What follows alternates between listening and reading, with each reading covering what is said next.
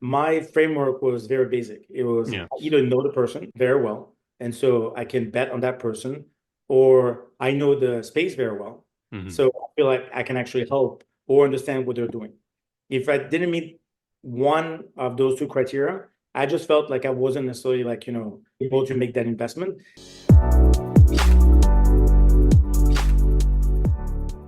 All right. So Paul is an early stage technology investor based in New York. After 8 years as general partner at different funds, including Red Sea Ventures, ISAI, Paul is now launching his own fund, SPAR Ventures. Paul brings a proven investment track record, deep operating experience, as well as key B to SMB expertise through his existing portfolio, which have been 50% investments in B to SMB. He also brings his understanding of consumer acquisition and retention strategies applicable to SMB tech.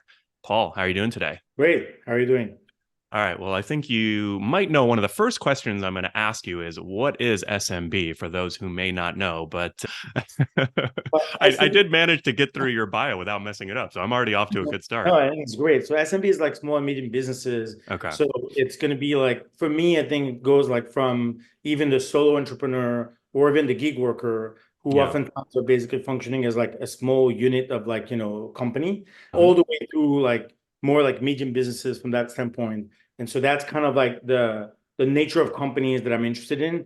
And like I'm Hmm. interested in the software companies that are tailoring to those specific Got companies, it. right? Got it. And do you think that's a combination more of your experience working with those, or you think there's more opportunity in that space? How do you kind of think about the two? I think that like from a point of view of like the why the space is really attractive, the space of the SMB is like massive, right? It Hmm. represents like a huge part of the economy. It represents a huge part of like the job creation.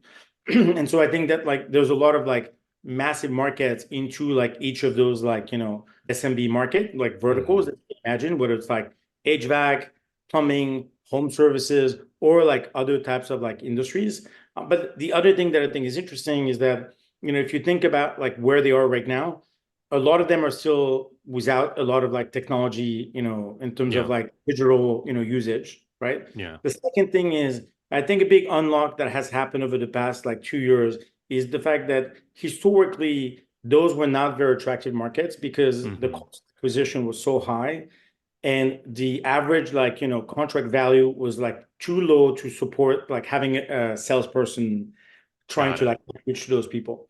And I think that like what I've seen changing over the past like few years, but like really like the past few years is like the ability to leverage like more consumer tactics Hmm. to acquiring some of those small businesses, right? You and I have a company, a portfolio company in common, but like there's two examples that I think are interesting. One is like a company that's called Tango, Hmm. and Tango is a productivity tool that has done amazing. They've grown really, very rapidly. And despite being a productivity, so it's a B2B, typically product-led growth type of like, solution, right? So to enable to like share a how-to guide and like capture it easily and then like be able to share it. Hmm. 40% of their leads have come from TikTok. Hmm. And if you Interesting. ask, and I've done the exercise to ask people like, what do you think is the largest like, lead generation channel? Most people don't land on TikTok as like an answer, Yeah. right? What they What is really the company? This is Tango. Tango. And what do they do? They basically enable you to capture like your workflow so that you Hmm. can share that as a how-to guide to like other people. So think Oh, about cool. like, whether it's like small companies or even sometimes large companies, the ability for you to not have to do webinars, to not Hmm. have to train or retrain. And oftentimes the people who have to train those other people are the best producers because they're Yeah. the one who knows how to use those tools. So this like enables like to cut through that by having those tools, right? But the thing that was interesting with them is that they didn't just like use TikTok. They basically used influencers and Hmm. TikTok. So there's a lot of like people that are not influencers across many different verticals, right? Hmm. So for them, they identify productivity influencers that typically just cover like the new tools. Max was like a TikTok kind of like growth engine, and Hmm. that's what basically took off for them, right? A few years ago, that was not possible for most of those like B2S Mm. companies, right? So I Interesting. think that this is something that enables to reduce the cost of acquisition, for Yeah. something that fundamentally doesn't have an annual contract value that's high enough to support a salesperson. Got The it. other one that I think is a good example is Solo, which, I believe you're also an investor in. Yeah. And they also have had like some of those similar strategies around TikTok, right? Around influencers. Yeah. And so they've identified influencers, and you obviously, to a certain extent, have been a massive influencer from that standpoint. And I think that when you think about SMBs, what's interesting about the influencer is that there's obviously an aspect of lead generation. Mm-hmm. The owner of an SMB, the like gig worker, the person who works round the clock, doesn't really have the time to do the diligence around a certain solution. So Yeah. when it comes on top of that from somebody that they trust, Yeah. that also facilitates the conversion a lot more than just like reading about it in a paid ad on Google and Facebook. So I think Interesting. those are like new techniques that are actually being unlocked. Yeah. And that's what, like, first of all, makes it interesting in terms of like a new way to attract some of those SMBs as clients. Yeah, well, that's actually a really good point because I think the paid channels have always been there for acquisition. And, of course, if you're in a spot where you've got a lot of money and you need to scale up, that's the great thing about paid marketing. It's right. You've got this channel and you can scale it typically, right, within reason.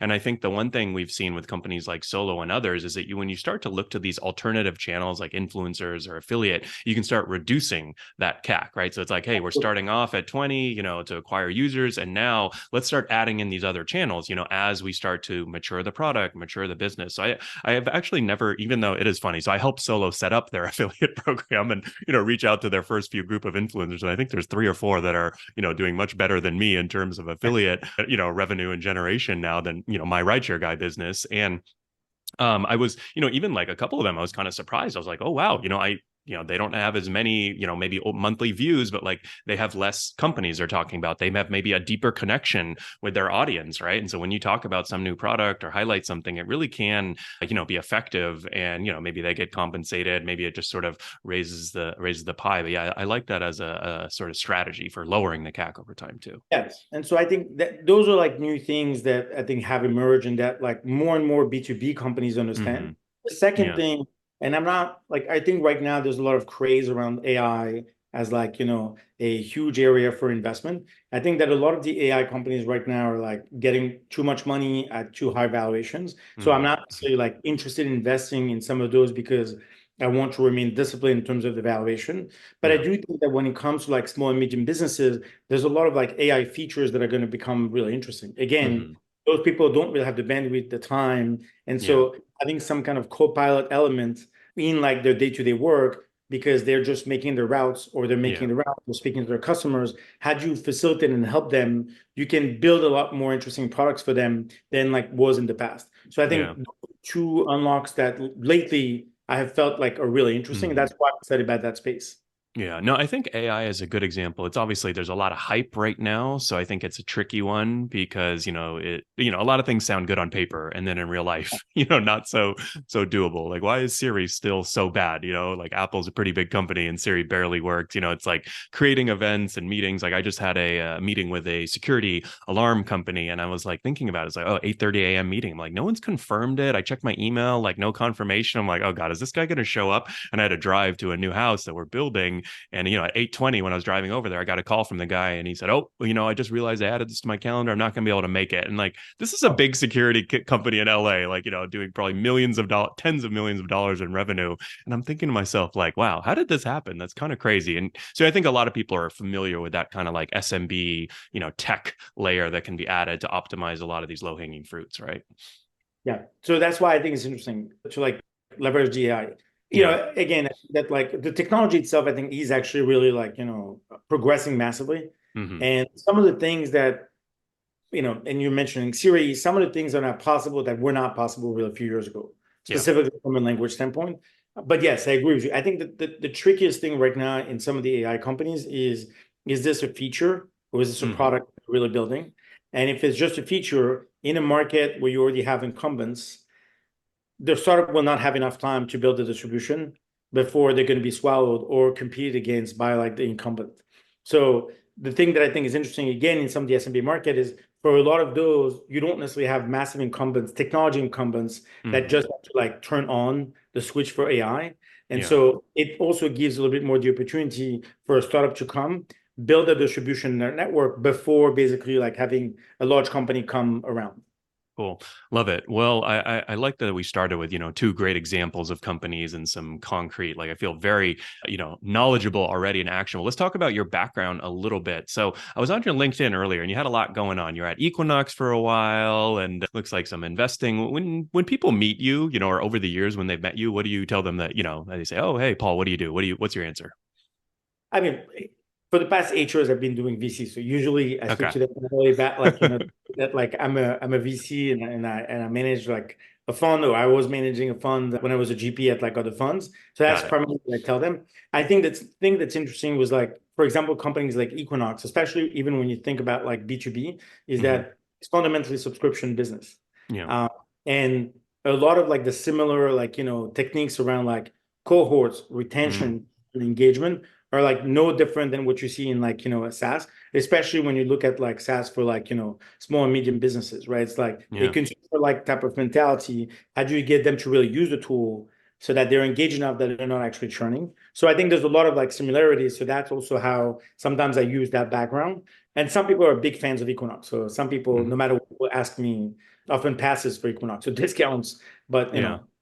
So similar yeah, type. Equinox is a good example. So like what were some of the I love the kind of parallels from adjacent industries. Like obviously I focus on Uber and Lyft drivers and gig workers, but they're really independent owner operators. So anyone that's like has their own business or kind of operating independently, right? Like I think there's a lot of that you can kind of learn from Uber and Lyft drivers and gig workers and vice versa. So talk about some of the you mentioned subscription with Equinox. Equinox, is that kind of relevant to some of these SMBs or what are sort of the some of the one or two of the parallels you found there? Well, I think there's a few things. One is like when I worked at Equinox, we rebuilt the entire CRM system. Hmm. And so one of the things was really kind of like moving away from like from a marketing standpoint, moving away from a point of view that was basically marketing based on like who you are to Hmm. marketing based on what you do. Right. Got So it it. was a lot more behavior based than just like demographics based. Hmm. And I'm a big proponent, big believer of the fact that like when you do it on the what you do than like who you are, you're going to be Hmm. better served because who somebody is doesn't necessarily fully imply what they're going to do with your tool. So I think that Hmm. was like one first thing. And the second thing that What's was a good example of that? Was there like a type of ad you guys are running before that you about, changed or? so if you think purely about fitness, in a more like in a very kind of like gender biased way, there was this Hmm. idea of women love good fitness and men Hmm. love, weights and everything. Yeah. But the reality is that's not exactly the way it works. And Hmm. so if you apply your entire marketing just on that basis, you end up missing a lot of opportunities around that, right? So I think Got that it. that's one big thing. And being able to like really track and analyze how somebody behaves with your service is and has been like really critical. The second thing that I think was like a massive thing is at some point we had like an issue around like, it was during the recession, the personal training business was declining. Yeah. And there was a question around like, should you reduce the price so that you can try to attract people? And again, if you do it on a broad basis, that might sound like the best idea. Hmm. And other companies that like I'm working with in the SMB space, that's something that we're working on right now, which is basically if you reduce the price, the problem if you look at it on an average basis for your Yeah. consumer, it might sound great. But some of those people are like heavy users and Hmm. others are like not that heavy users. And so even if you reduce the price, the low users who are like low engaged are not going to maintain, they're not going to stay with you no matter what. Yeah. Doesn't matter how low you reduce the price. But for the heavy users, you're basically just like losing money Hmm. on those because they would probably be willing to pay more Yeah. from that standpoint. And so discriminating from the price standpoint based on the engagement was a big lesson that I think sometimes a lot of like the B2B companies don't do as often because they're afraid to like increase the price. But the Yeah. reality is that sometimes increase the price will discriminate against people who no matter what will churn. Hmm. Versus reducing the price is like something that's like a little trickier.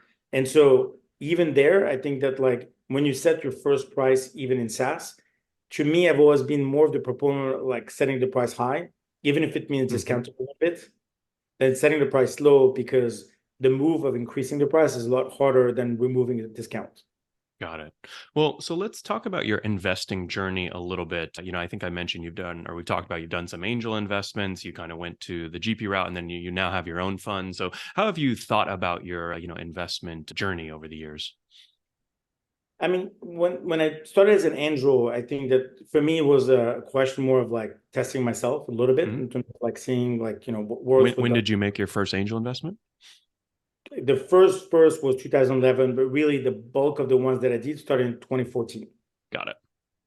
And I've done about like, I would say 10 angel investments. Okay, Um, cool. I would say most of them have not necessarily done like particularly well. And to me, that was like one of the big lessons, which is, and I've told many people who are trying like the angel route, my framework was very basic. It was Yeah. I either know the person very well, and so I can bet on that person, or I know the space very well. Hmm. So I feel like I can actually help or understand what they're doing. If I didn't meet one of those two criteria, I just felt like I wasn't necessarily like, able to make that investment. And the thing I just also realized is that, the thing I tend to tell people is that if you don't become a professional angel investor, Hmm. you're not having the deal flow necessary to be able to identify what's the best out of all the companies that you're seeing. Yeah. So that time I wasn't necessarily like maximizing my deal flow. I was just primarily like speaking to my classmates, friends, or people who approach me because of my expertise in like, Hmm. say, wellness or other things. And I could look at that, but that meant like, out of those 10 investments, maybe I had looked at like 30 companies, not Yeah. like, 100 I companies, not a I, thousand I companies. like that. I don't know that I've ever heard it that simplified, but I like that framework a lot because it's like, it's kind of hard to mess up. I mean, obviously, angel investing is still lots of risk and all of that, but it's like, if you know the person really well, it's like, okay, I've seen what they can do. That's a key element. And then if you know the space for it, like, there's only so much you can screw up when, one of those two criterias are met. And I think this kind of resonates with me because I think a lot of the first few or a lot of the angel investments I did were basically the same. I had to know them well or kind of the space well or be adjacent to what I knew really well. And, I feel like I said yes, like a lot, everyone's like, oh, you got to see 100 deals and you say yes to 5 or 10. I'm like, I saw 20 deals and I say yes to like 15 of them, because they didn't even come into my top of funnel if they didn't meet those, if it was some random cool thing. I'm like, oh, I don't know anything about this. I'm not going to talk to you. Right. Yeah, but I also think that like, if I had to like redo it, I think I would Hmm. value more the quantity than the amount per company. Got it. So I basically would put 10 to 20,000, right? Hmm. In each of the companies. I didn't necessarily have like a ton of liquidity, so that was already like a pretty significant check. Hmm. And my rule was the minute the money's out, I consider the money like gone. Yeah. It's like for me, that line is worth zero because the chance that it will become something are so low, which also makes it like, better from that standpoint. But if I had to redo it, I would probably do more deals than higher amounts per deal. Just because Got I it. think like you learn more from like seeing how each of those companies are doing. Yeah. And if you're trying to like build your network, it's probably better for you to have like founders that you know and you connect Yeah. with. It's purely like I've made three bets and that's it, right? Yeah. I think Um, that's a very common thing that, I would agree with. And I think most of our guests, almost all of our guests have basically said that they would do, fewer deal or less money, more deals, basically. So I think what was the reason you got into angel investing in the first place? Did you kind of want to go down the VC route and this was dipping your toes in the water or? I think there was like a mix between like, some of the people were my friends and they asked me and I was like, that sounds like an interesting idea. And then I just felt like, yeah, I should like try to make some bets to learn from it. So Hmm. yeah, the whole time I had the idea of around like, potentially finishing like, or like starting more of a career in like VC. Yeah. And so this was like, again, a learning experience that was like helpful. Again, retrospectively, it would have been even more helpful to do more deals so that Yeah. you have this like kind of like, frame of reference. And then the reason why I decided to also join VC is because I think this is the only time, unless you're Hmm. a professional angel, this is the only time when I feel like you basically start thinking about this deal flow. Yeah. Like, how do I maximize my coverage? How do I like really understand? Because I invest in pre-seed and seed, and the time to see and get any type of feedback is incredibly long, Yeah. right? So like, to the next round, and again, in 2021 to the next round wasn't particularly a great feedback because everybody was somewhat getting a next round. But to Yeah. the next round is like about 2 years, right? To some kind of real exit is about 8 years. So, it takes a long time to see like, did I make the right decision or not? And so I just felt like at least like seeing enough companies and like really building this like deal flow was like, the right path to go for if I wanted to become like an investor. Got it. And what was the firm you joined when you went into VC? I That joined was Red Red Sea Sea. Ventures. Yes, I Okay. joined Red Sea. And so I started as a venture partner, then I became a general partner. And again, it was for me, it was really incredibly helpful because I could basically join someone who was on his second fund. Hmm. And so, I contributed to that second fund, but at the same time, I was sitting next to someone who had already done, I think he had done by the time like 30 investments. Yeah. And some of them had like enough like, feedback loop that like you could see what was good and what was bad.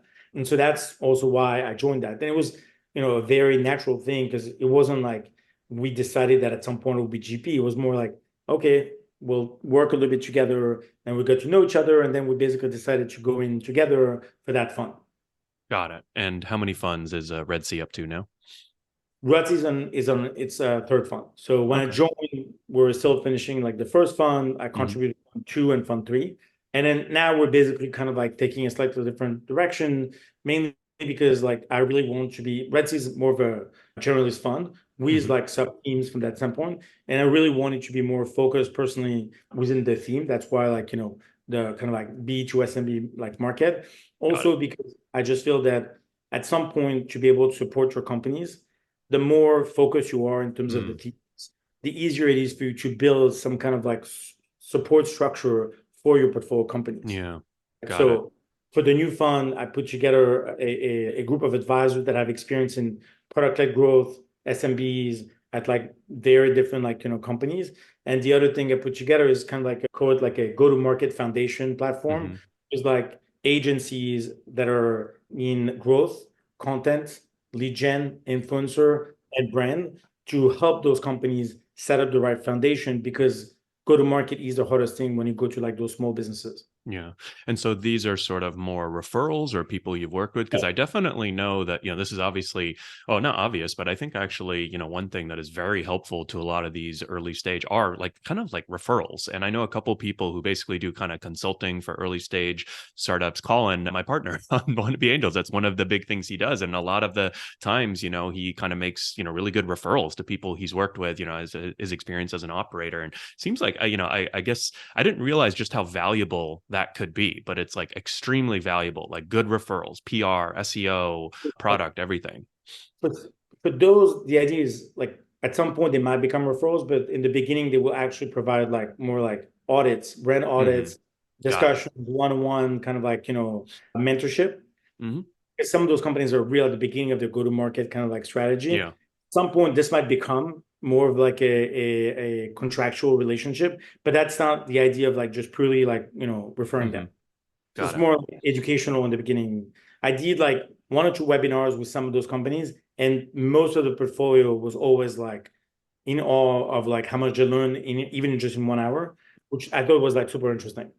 Very cool. And so, I mean, I think that, we kind of already talked about a couple of the companies that you've invested in the past, a little bit about the thesis. Is there anything else you want to share on the kind of new fund and sort of what you're thinking about there? Yeah, I mean, the idea is to raise like about like the fund will be 20 million. We Hmm. focus probably on pre-seed and seed. And the idea is to do about 20 companies. So, we mentioned like some of the themes. One of them is like the vertical SaaS theme, Yeah. which is like for those fragmented market. The second one is the around horizontal solution. And the third one is around like this idea of SMB next gen. So like the tools to help people build their own Yeah. company, right? So Let's talk about that because I think that's one where you and I have a lot of crossover. What tools are you sort of seeing that are out there? Like if you had to identify maybe a few categories or maybe even something that, if there's any founders listening that you'd like them to build, what do you think could kind of have the biggest impact? I think that so if you look at like this SMB next gen, right? There's like some of the people who are again this gig workers or like Hmm. side that want to become like full time. I think there's a lot of like segments where people want to kind of like not be dependent on one platform. So Yeah. any tool that enables some of those people to go from like one platform to Mm, multi-platform.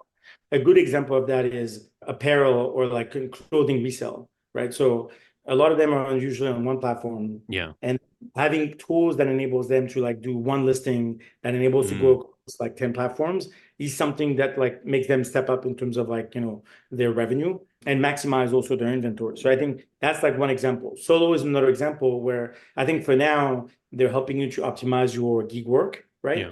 Like when they make it possible for people to go much easier from Uber to DoorDash, from DoorDash to Lyft, just Hmm. like a turn on of a button. That Yeah. would be interesting. So then some of those people aren't as dependent on one platform, for example, right? So Yeah. I think there's like that one thing that becomes like really important, right? I think franchise is going to be a big thing, whether it's like franchise in terms of like, the tools for the franchise to like manage when they have multiple franchises, but also just like people offering the opportunity to like independence to Hmm. basically leverage a franchise to be able to like build their own business, right? And I think Hmm. that historically people have thought about franchise as a more of like a four-wall food related kind of like or like wellness related type of franchise. But there's a lot of them that are now created in the home services, for example, Hmm. where really you just need to have, the tools so that you can like manage your customers, you can manage your lead flow, you can like manage some of those things, which I think is interesting. And the last thing that, and I haven't found anything yet that I'm like as excited about, is around what I think is SMB succession, right? So Hmm. a vast majority of people who own like small and medium businesses are Yeah. 65 or plus. Hmm. And those people are looking for people to acquire those like companies. And there's a big churn reason specifically at like year 10 among small businesses. And that is usually because no one was there to buy the company.